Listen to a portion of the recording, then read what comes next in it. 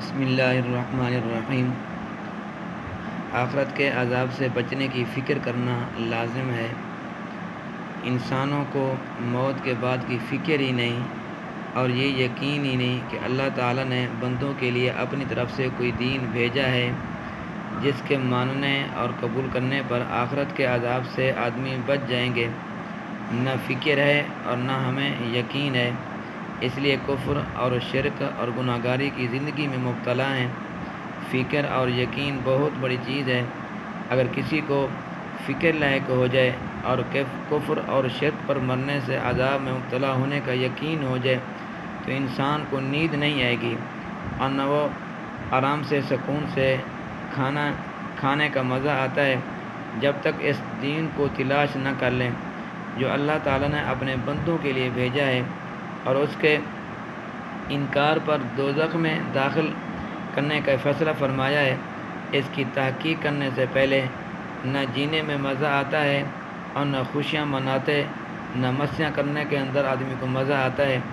اگر واقعی فکر کریں تو انشاءاللہ تعالیٰ سب کی سمجھ میں یہی آئے گا کہ صرف دین اسلام ہی اللہ تعالیٰ کے یہاں معتبر ہے اور اسی میں نجات ہے۔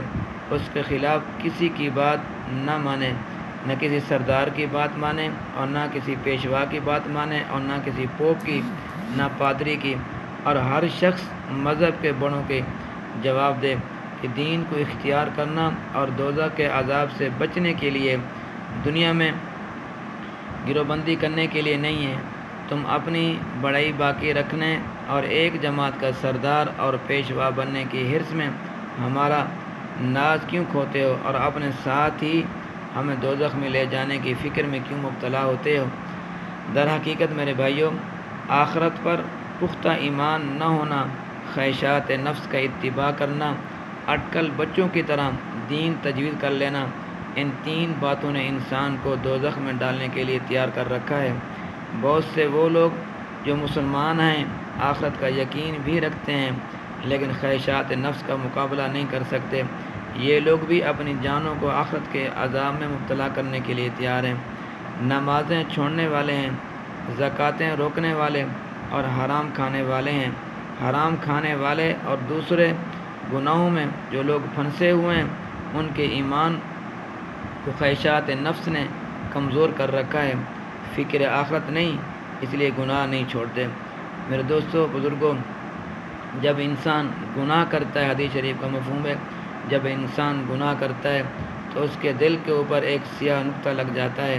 اگر وہ توبہ اور اللہ سے معافی مانگ لے، وہ سیاہ نقطہ ختم ہو جائے گا۔ اگر وہ اللہ سے توبہ نہیں کرتا، پھر دوسرا گناہ کرتا ہے، پھر سیاہ نقطہ لگ جاتا ہے، حتیٰ کہ انسان توبہ نہیں کرتا، گناہ کرتا رہتا ہے یہاں تک کہ اس آدمی کا دل سیاہ ہو جاتا ہے۔ پھر اس آدمی کا دل نہیں کرتا نیکی کرنے کا، اس کا دل نہیں کرتا کہ میں گناہ کو ترک کر دوں، چھوڑ دوں۔ پھر اس کا دل، اس کو احساس نہیں ہوتا کہ میں نے آج نماز نہیں پڑھی، اس کا گناہ کتنا ہوگا، اور میں نے جو نیکی کی ہے اس کا اجر مجھے کتنا ملے گا۔